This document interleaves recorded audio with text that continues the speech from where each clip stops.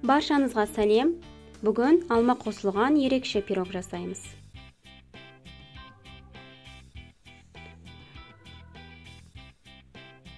Ең алдымен алмаларды қабығынан тазалап, үккіштен өткізіп, ыдысқа салып, отқа қоямыз. 10 үлкен қасық құмшекерді салып, су тартылам дегенше 15 минуттай пісіреміз.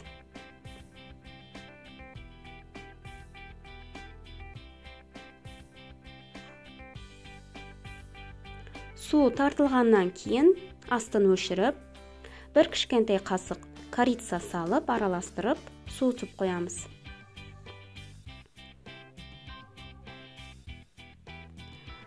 Кейін ыдысымызға жұмыртқа мен қантымызды саламыз. Аппақ болғанға дейін шамамен 5 минуттай жақсылап араластырамыз. Кейін жарты стаканнан кішкене көптеу сүт құямыз. Ванилин саламыз. Кейін 1,5 стакан ұнымыз бен қопсытқышымызды аз-аздан массамызға қосамыз.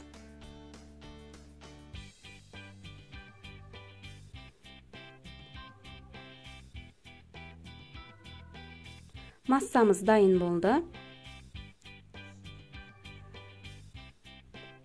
Формамызға ең алдымен алмаларды салып, бетін тегістейміз.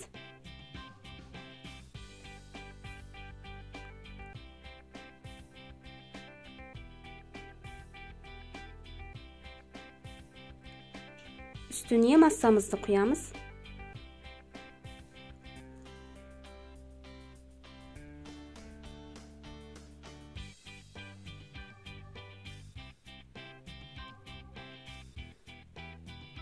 Қызып тұрған 180 градус пеште 20 минуттай пісіреміз. Міне пісті.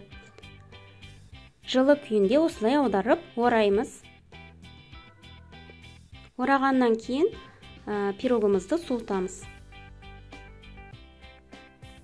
Суыған соң қант ұнтағын себеміз. Міне біздің пирогымыз дайын. Дәмі өте ерекше. Каналыма тіркеліп, лайк басуды ұмытпаңыздар. Ас болсын.